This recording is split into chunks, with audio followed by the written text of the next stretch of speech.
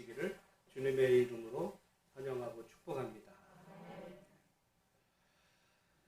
오늘 이 본문의 말씀에는 예수님께서 요단강에서 세례 요한에게 세례를 받으시는 장면의 말씀이 기록이 됩니다. 우리가 성경을 제대로 올바로 이해하려면 오늘 우리의 시각의 관점이 아니라 언제나 그 성경이 기록되던 그 당시 상황을 우리가 잘 알려고 하는 노력이 있어야 돼요. 만약에 그 당시 상황에 대한 이해가 없고 그냥 오늘 우리의 관점에서 뭐 우리가 이러니까 그때도 그랬겠지라고 지레짐작하는 경우들이 사실은 많이 있기 때문에 그렇습니다. 오늘 본문에는 예수님이 세례 요한에게 세례를 받으세요. 여러분, 오늘 우리는 예수 믿으면 교회 다니고 보통 이제 믿음의 가정에서 태어난 친구는 유아 세례를 받고 이제 입교를 하고 성인이 돼서 신앙생활 한 사람은 6개월쯤 되면 이제 입교하고 그 다음에 또 6개월이 지나면 뭐 하죠? 학습하고 6개월 지나면 세례를 받아요. 그러니까 교회 다니는 사람은 다 세례를 받으니까 유대인들은 다 세례를 의뢰 받았을 거라고 우리는 지레짐작을 합니다. 그러니까 세례 요한이 유대인들에게 세례를 베푼다 하니까 모든 사람들이 다 오고 뭐 당연한 거 아니야. 우리 이렇게 생각하고 이 성경을 읽는데 여러분 그렇지가 않아요.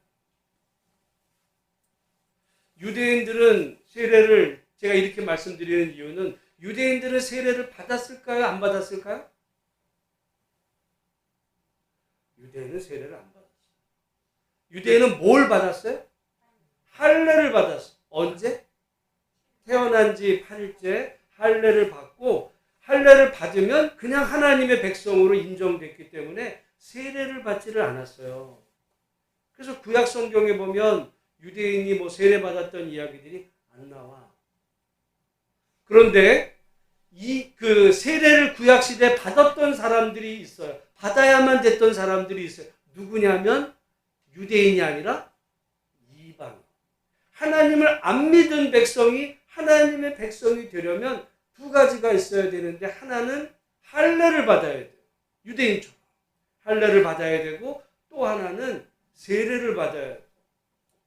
여러분 사실 오늘 우리는 뭐 예수 믿으면 세례를 받지 할례를 받지 않잖아요.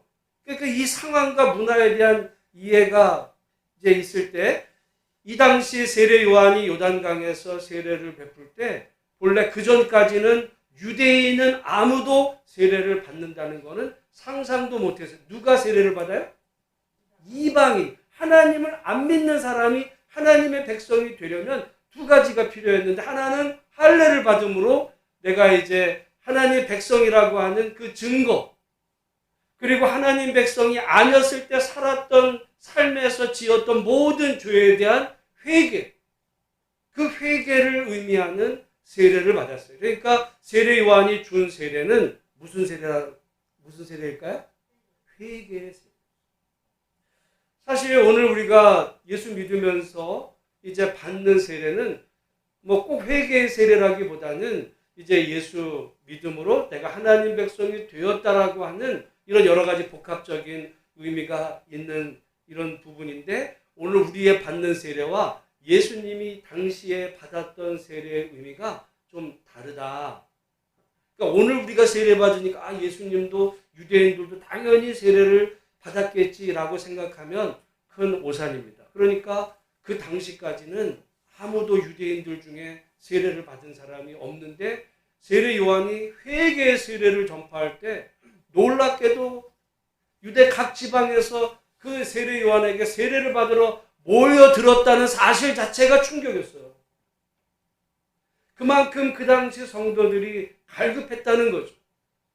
여러분, 오늘 우리도 뭐 국제 여러 가지 환경 때문에 오늘 우리가 살아가는 삶이 이제 힘들고 어렵지만 예수님 당시만큼 어려웠을 리가 없어요.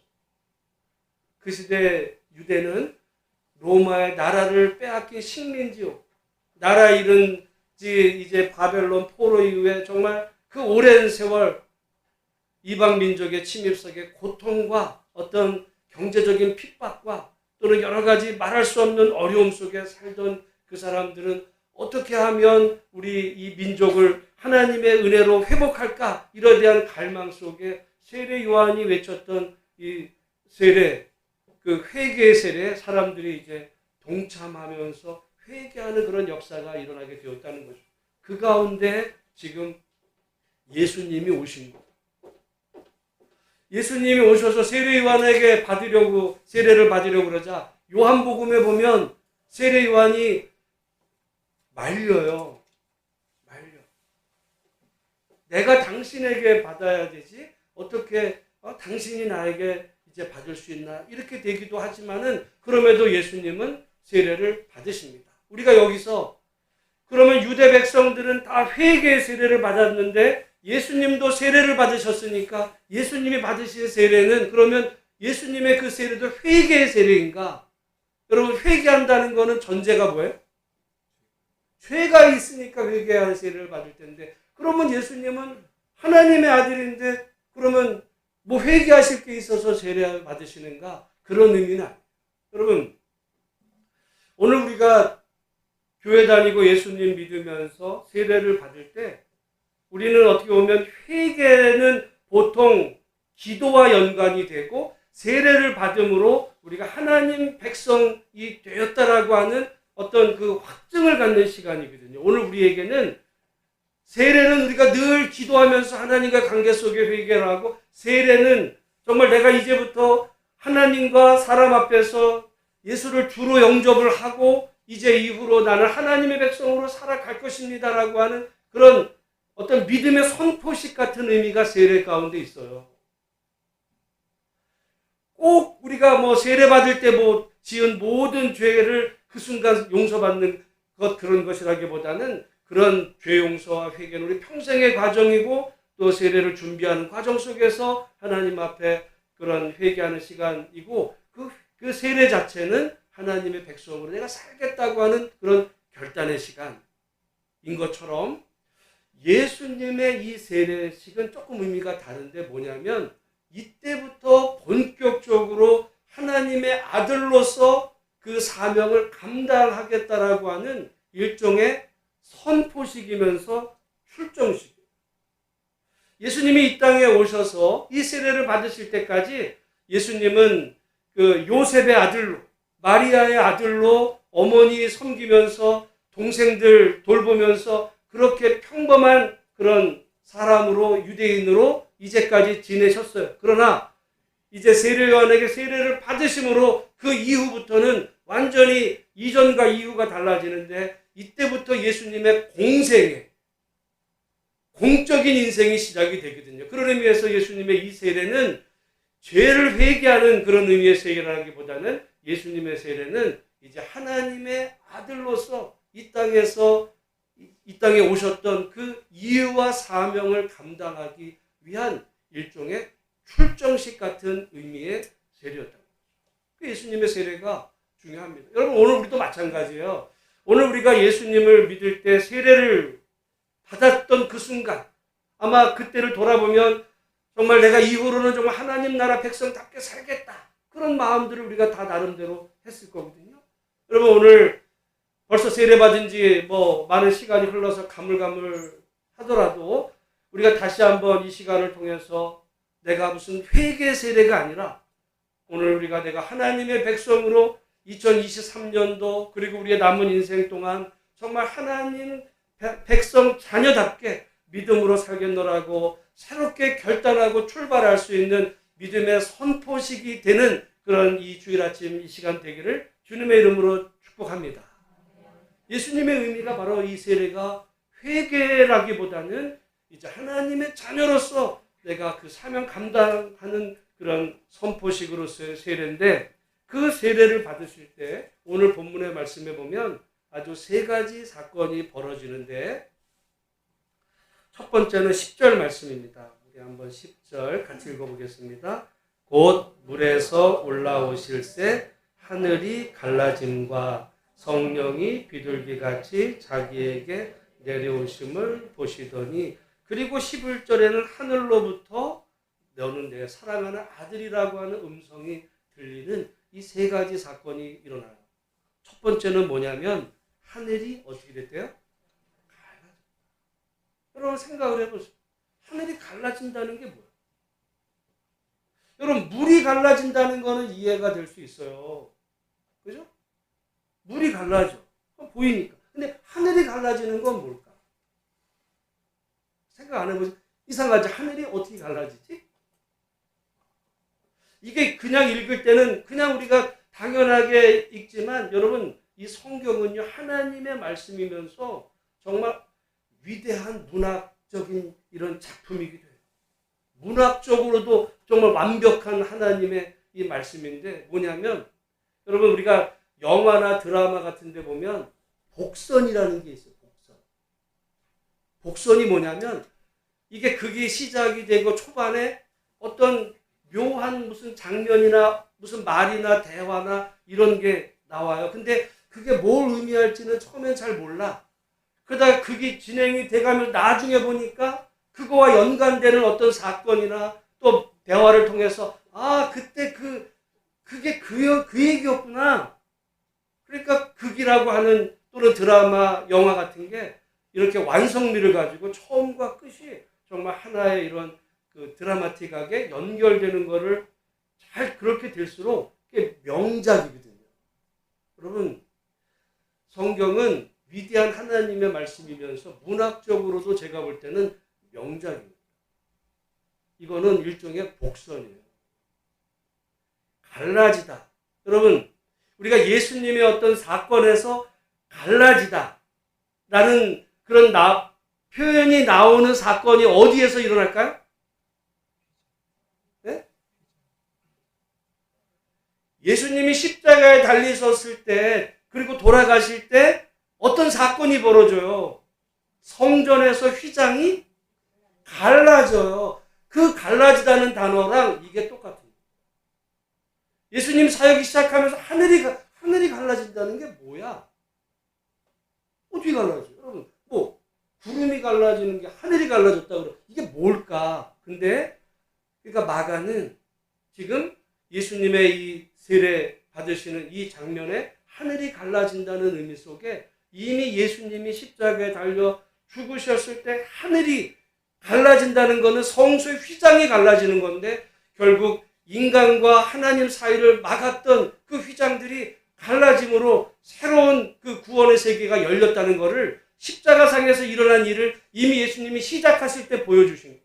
그렇다고 한다면 예수님의 이 세례받음은 결국 무엇을 위한 거냐면 십자가를 바라.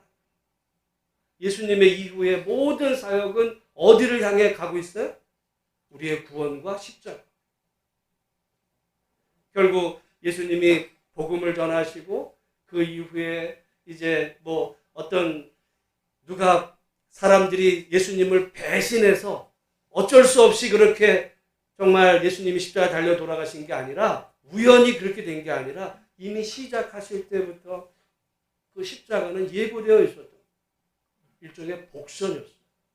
성경을 그렇게 읽으면 성경이 너무 기가 막히게 재밌어요.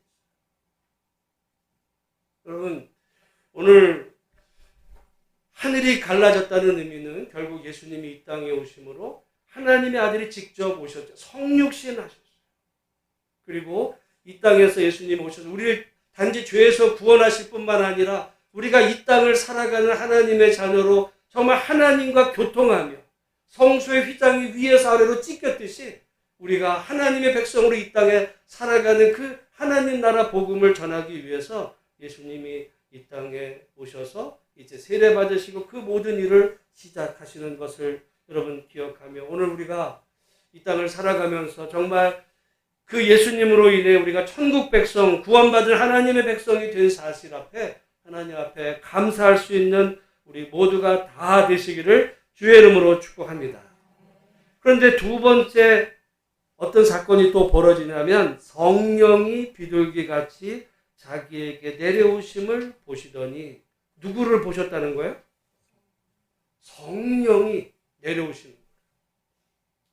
여러분, 이것도 오늘 우리는 성령, 우리는 성령의 시대를 살고 있으니까 당연하고 별거 아닌 것 같이 생각이 들지만, 우리가 2000년 전 이 당시로 가보면 이 성령이라는 말은 굉장히 의미심장했던 거예요. 여러분, 구약 성경의 마지막 성경이 뭐죠? 말라기. 그리고 신약의 처음 마태복음.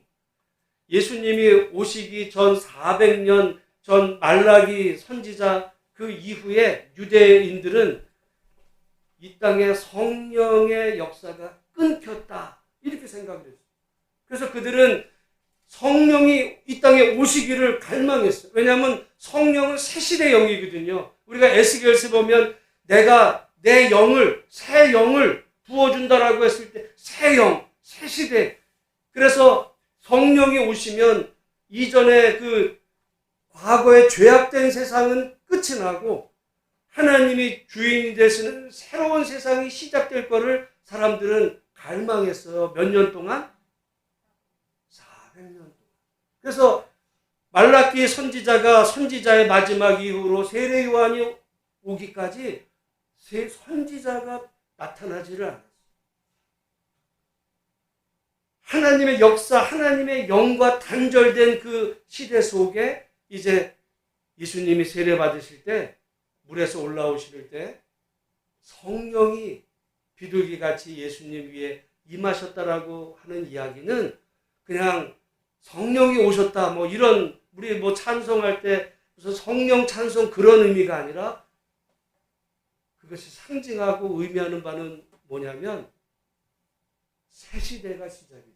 새로운 시대. 여러분, 이건 우리 개인도 마찬가지입니다. 우리 개인도 우리가 예수를 믿고 정말 성령의 사람이 되었다면 우리는 하나님과의 관계와 이 땅과의 관계에서 우리 인생의 새 시대가 시작이 된 거예요.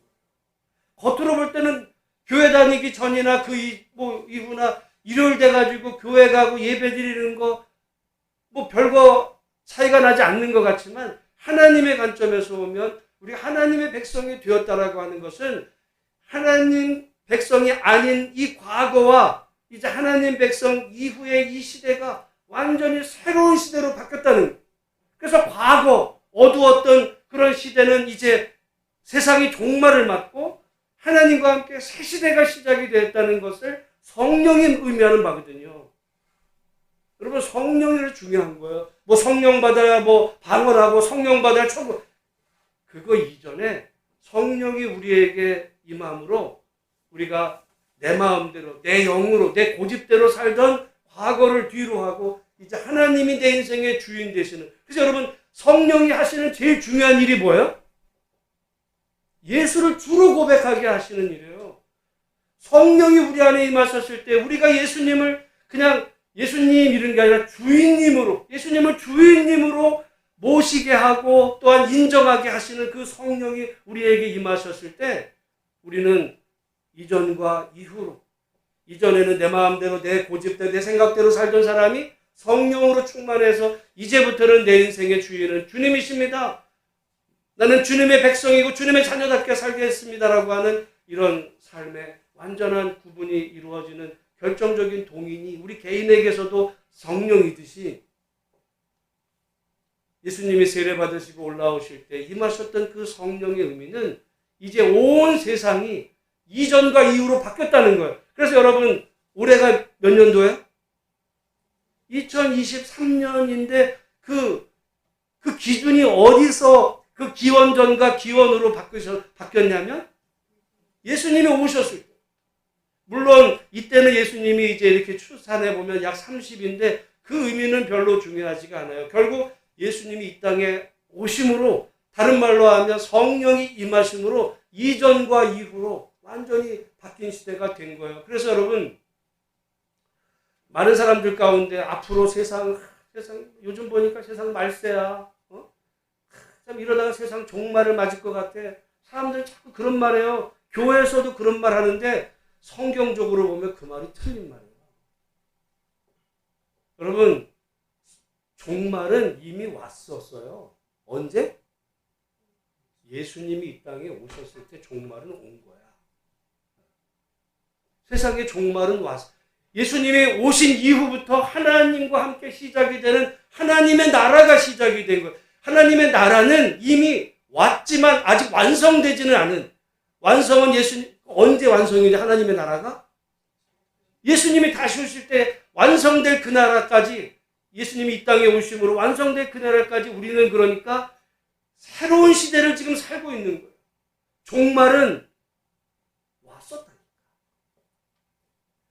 물론 시간적으로 따지면 예수님이 태어나실 때 이미 왔다고도 볼 수 있고, 예수님이 세례 받으실 때 성령이 강림하심으로 왔다고도 볼 수 있고, 또 조금 지나다 보면 예수님이 십자가에 죽으시고 부활하신 다음에 오순절 성령께서 기도하던 그 제자들 위에 임하시잖아요. 그때 왔다고도 할 수도 있고, 여러분 성령이 임하셨다는 것은 이전과 이후에 새로운 시대가 바뀌었다라고 하는 것을 의미합니다. 여러분 그런 의미에서 성령이 비둘기같이 예수님이 임하셨다라고 하는 사실은 예수님과 함께 완전한 새 세상을 시작이 됐다. 오늘 우리는 새로운 시대를 살고 있는 거예요.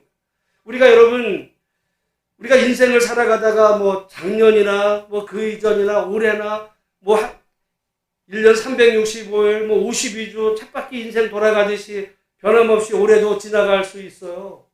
그렇지만 우리 인생에 결정적으로 바뀌어야 되는 그 순간은 예수님을 내가 주인으로 분명히 모신 그 순간.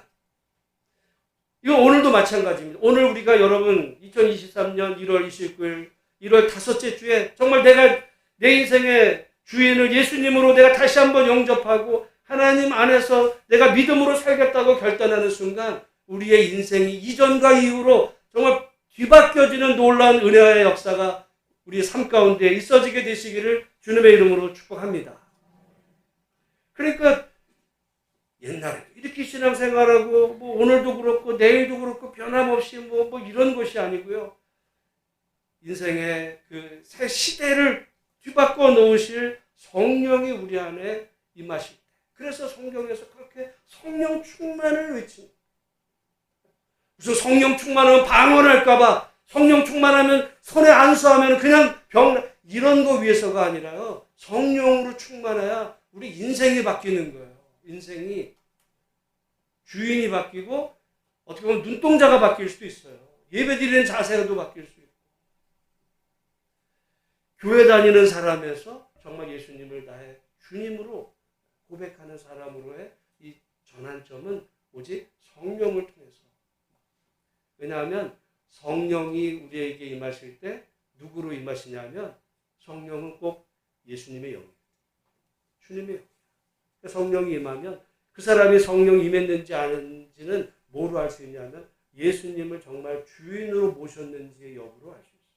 그래서 예수님을 내 마음에 내 삶의 주인으로 모시면 여러분 나는 개인적으로 문제가 있을 수 있어요. 근데 예수님이 주인이야. 그러면 그 문제는 누구의 문제가 되기도 해요? 그건 예수님의 문제예요. 왜? 나의 주인은 예수님이니까. 내게 생긴 모든 문제는 그 주님의 문제이기도 해요. 맡기는 거야. 그러니까 뭐 내가 모든 거를 책임지고 다 해야 되는 것처럼 안달복달 하던 삶에서 이제 예수님이 내 생명의 주인이시고 내 가정, 내 모든 거에 주인이신 그 주님의 뜻에 순종하면 제일 먼저 우리 마음속이 염려, 근심으로 가득 찰까요? 정말 뭐 안식과 쉼과 그런 은혜로 충만하게 될까요? 여러분 여전히 우리가 예수를 믿어도 모든 것을 내가 해야 된다라고 하는 이 조바심 속에 있다라고 하는 이야기는 예수님은 그냥 내가 필요할 때는 찾아오시지만 내 인생의 주인은 아니에요라고 하는 거와 별 다를 바가 없습니다. 모쪼록 우리가 진정 예수님을 우리의 인생의 주인으로 모심으로 예수님을 나의 주인으로 모실 때 나의 모든 문제는 곧 주님의 문제이기도 하고 여러분 그래서 우리 주님이 우리를 나보다 더 잘하시고 사랑하셔서 우리가 기도하는 것에 정말 선하게 응답하실 주님을 믿음으로 하나님의 백성으로 당당하고 정말 담대하게 살아가는 복된 우리들의 인생이 되시기를 주의 이름으로 축복합니다. 그러면서 세 번째 11절 말씀은 같이 한번 읽어보겠습니다. 시작. 하늘로부터 소리가 나기를 너는 내 사랑하는 아들이라 내가 너를 기뻐하노라 하시니라. 여러분, 여기 하늘은 결국은 뭘 의미해요? 하나님을 말합니다. 그래서 우리가 성경에서 하늘 그러면 그게 뭐를 의미한다고요? 하나. 그래서 하늘나라, 천국이라는 말이 하나님 나라 같은 말이에요. 하늘은 곧 하나님을 의미할 때 지금 하나님으로부터 소리가 음성이 들렸어요. 무슨 음성? 너는 내 사랑하는 아들이다. 여러분, 근데 한번 이 시점을 생각해 보세요. 예수님은 이때까지 태어나셔서 이 30이 될 때까지 무슨 일을 하셨어요? 네, 목수하시고 또 뭐 하셨을까? 몰라요. 왜? 성경에 기록이 없어. 왜 기록이 없을까요? 특별한 일을 안 하셨어. 굳이 우리가 추론해 본다면 어머니가 누구예요? 마리아. 아버지는 요셉인데 보통 그 요셉이 일찍 돌아가셨다고 그래요. 그러니까 그 시대에 말하자면 예수님은 소년 가장이야. 그래서 어머니 모시고 동생들 키우면서 몇 살 때까지 사셨다는 거예요, 지금? 30세까지. 여러분, 남들 앞에 내세울 만한 30세 업적이 지금까지 있어요, 없어요? 없어요. 근데 6개월 빨랐던 세례 요한은 지금 어떻게 해요? 정말 구름대같이 유대의 모든 곳에서 완전히 당시 세례 요한은 스타야. 예수님은 별거 없는 나사렛 그냥 노총각이에요. 그러면 하늘로부터 무슨 음성이 들릴까? 야, 너는 나이 30이 됐는데 그러고 있냐? 너 세례 요한 좀 봐. 얼마나 좀 잘 나가. 너는 하나님의 아들이라고 그러면서 너는 지금 총구석에서 그러고 있어? 라는 음성이 여러분 들렸을까요? 안 들렸을까요? 우리 같으면 들려요. 왜? 여러분 보세요. 다른 친구들은 다 잘 나가. 취직도 잘 돼. 뭐 세상에 나가서 뭐 하는 일마다 잘 돼. 돈도 잘 벌어. 승승장구하는데 별로 내세울 만한 게 없네. 그런 말이죠. 집에서도 당신은 뭐 하는 사람인데 그래. 부모로부터 야, 넌 집에서 놀고만 있냐? 그런 소리가 들려요. 여러분 또 하고. 여러분 만약에 30이 된 자녀가 집에서 그러고 있으면 부모 입장에서 화딱지 나죠. 다른 애들은 다 해가지고 결혼도 하고, 응? 야, 세례요한이 너 사춘이잖아. 너 같은 나이 6개월이라 해도 6개월이면 뭐 같은 나이죠. 세례요한은 지금 완전 스타 됐어. 너 왜 집에서 이러고 있어? 또 스스로도 나는 왜 이럴까? 그런 음성이 안 들리겠어요? 인간적으로 들립니다. 저는 이 음성이 예수님이 십자가상에서 들렸다고 하면 이해가. 왜? 그때는 예수님이 이 땅에 오셨던 모든 목적들, 사명을 다 감당하시고 이제 마지막으로 돌아가실 때 하늘에서 그 음성이 들렸다고 하면 그렇지. 근데 그 음성이 아무것도 아직 하지. 전도 한 명 안 했어요. 전도는 언제부터 해? 다음부터 해. 이 음성 듣고 난 다음부터 하는 거예요. 아무것도 안 했어. 아무것도 안 했는데 이 음성이 들려. 나는 이 시점이 너무너무 중요하다 생각합니다. 여러분, 이건 사람의 음성이에요. 사람의 음성, 마귀의 음성은요, 언제나 사람이 잘할 때 조건적으로 잘하면 기뻐서 그래도 내 아들다워. 근데 걔가 만약에 실패해요. 말은 안 해도 좀 부끄러워.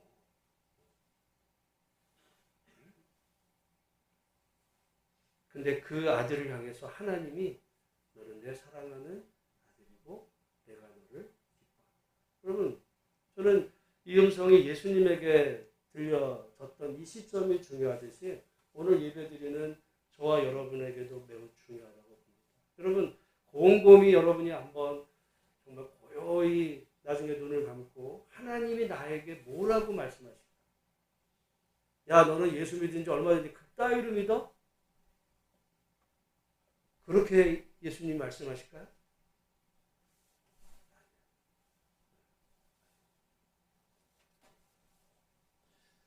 우리가 세상에서 별로 내세울 만한 어떤 그런 게 없을지라도 하나님은 우리를 바라보시면서 너는 내 사랑하는 아들이다. 내가 너를 기뻐한다라고 하는 하나님의 음성이 여러분의 심령 속에 들려지기를 주님의 이름으로 축복합니다. 여러분 사실 좋은 부모는 자녀에게 그 음성이 들려지게 하는 부모예요. 부모가 자녀를 교육시키는 데 있어서 최악의 교육법은 자녀를 조건적으로 사랑합니다. 얘가 잘하면 잘했지. 못했으면 벌 줘. 그러니까 얘는 열심히 해. 왜 열심히 해요? 허락만. 부모 말을 잘 들어요. 좋은 마음으로 듣는 게 아니에요. 안 맞을까봐 듣는 거예요. 힘이 없으니까 듣죠. 얘가 힘이 있어. 부모가 힘 빠지면 어떡할까요? 복수해요. 반드시 복수해요. 부모한테 복수 안 한다고요? 합니다.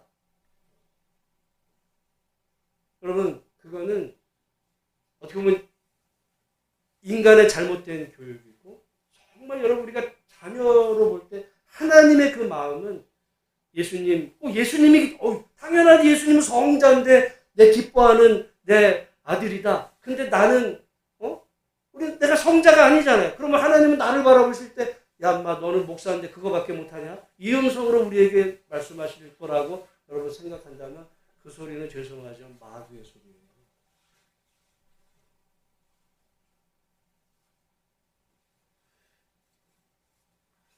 우리 하나님은 우리의 부족에도 불구하고 내가 너를 사랑한다.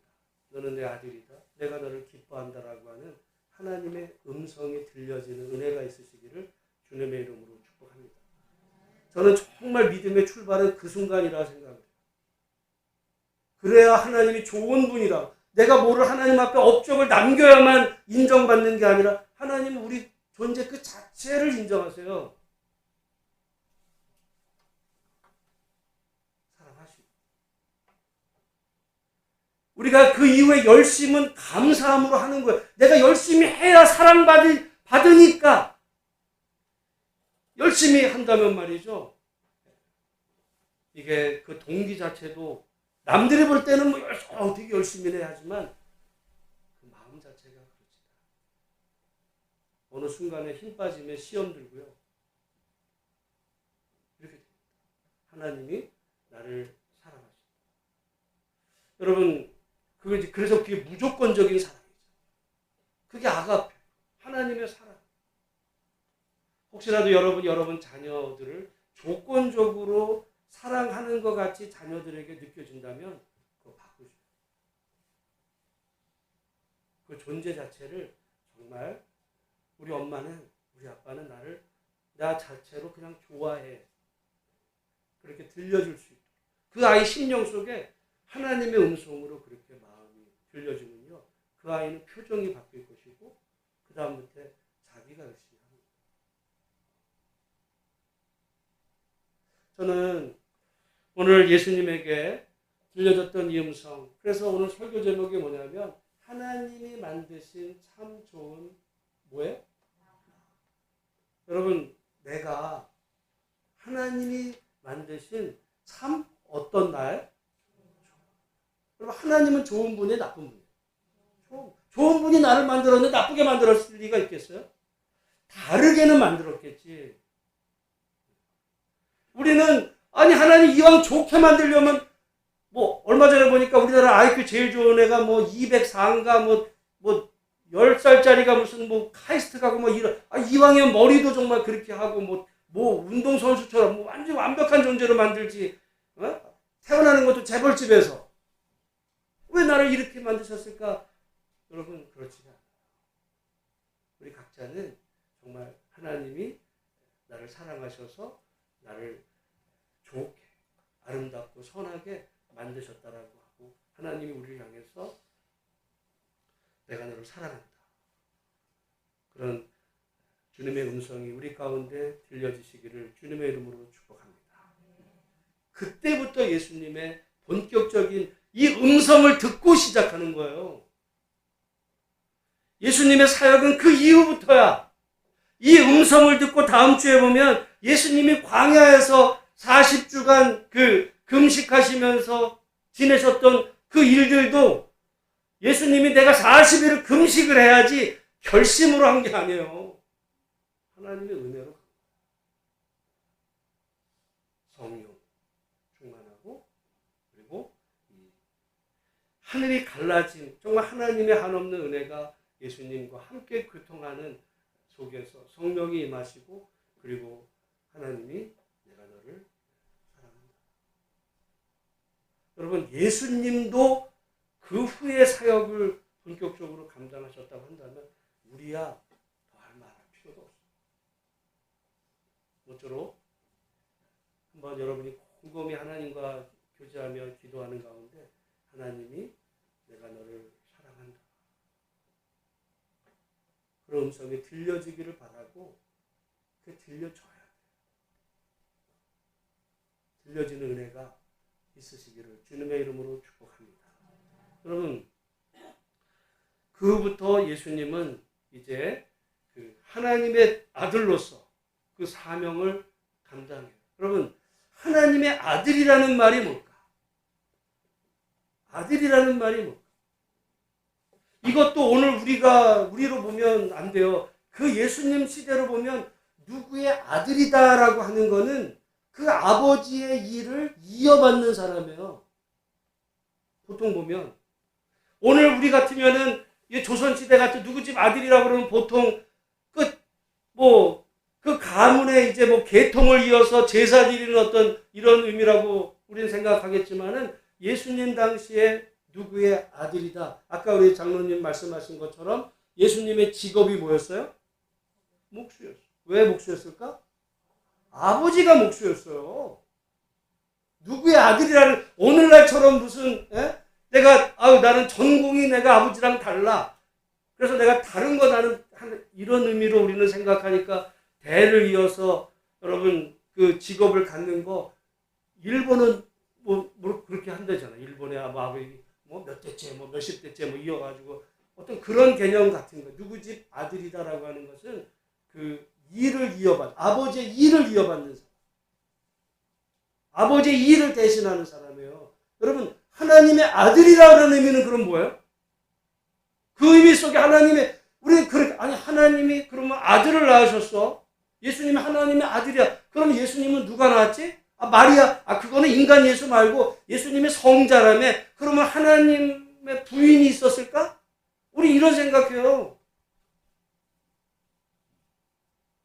그건 인간적으로 또 생각합니다. 하나님의 아들이라는 그 의미는 다시 말씀드리면 누구의 일을 하는 사람? 하나님. 아버지의 일을 하는 사람. 여러분 우리가 하나님의 자녀라는 의미는 그러니까 어떤 의미가 있을 거예요? 여러분이 한번 생각해 보세요. 우리가 하나님의 아들이야. 하나님의 자녀라면 어떤 사람이라는 거예요? 하나님의 일을 대신. 그거예요. 우리가 하나님 백성이 되었다는 것은 하나님의 일을 대신하는, 하나님이 이 땅에 하고 싶은 일이 있잖아요. 그 일을 누군가는 해야 돼. 누가 대신해야 돼? 자녀들이. 여러분 그렇잖아요. 부모가 할 일을 자식이 대신하듯이 하나님의 일을 대신하는.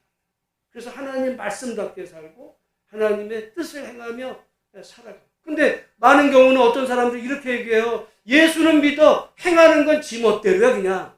지 좋은 일이에요. 그래갖고 예수는 믿고 죽으면 천국을 내가 갈까? 그런 고민한단 말이에요. 성경적 신앙도 아니야. 죄송합니다. 완전히 변질된 복음. 우리가 하나님의 자녀가 되었다는 것은 하나님의 일. 시켜서가 아니야. 어떻게 보면 그걸 당연하게 여기는 거예요. 그렇게 살고 싶고. 왜? 우리 안에 성령이 오셨어요.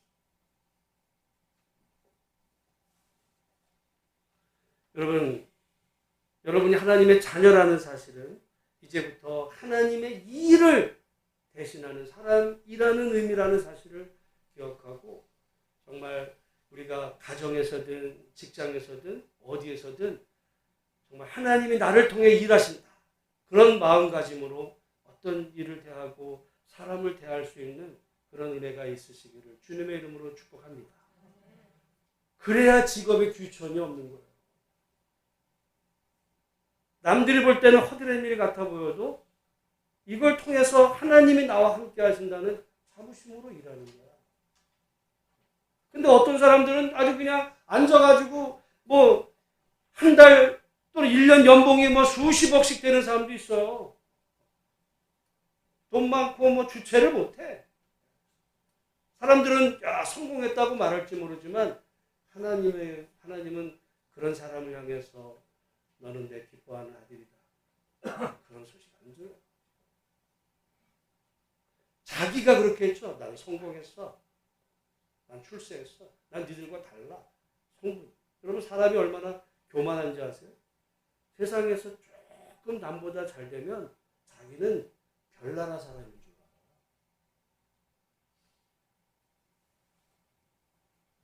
알아.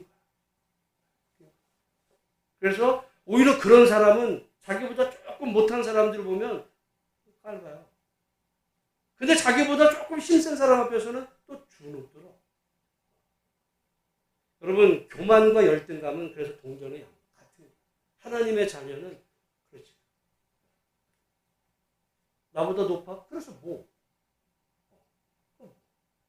도리어 정말 어려운 사람들 긍휼이 없어요. 그래서 제가 정의와 공의 얘기하는 게 그 정의가 뭐라 그랬어요? 약자야 돼. 여러분 세상은 결코 약자를 돌보지 않아요.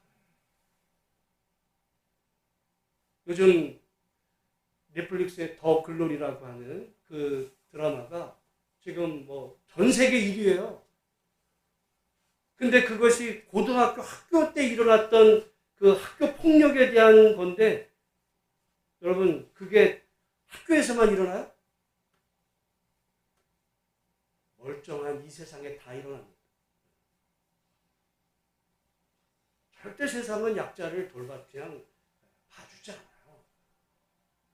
짓밟죠. 이용하고. 그건 하나님의 자녀가 아니에요. 그건 마귀예요. 여러분 정말 저는 더 글로리라고 하는 전 뭐 보지 않아요. 넷플릭스에 보면 뭔 얘기인지 다 알겠어. 한번 보시면 인간이 얼마나 악한지.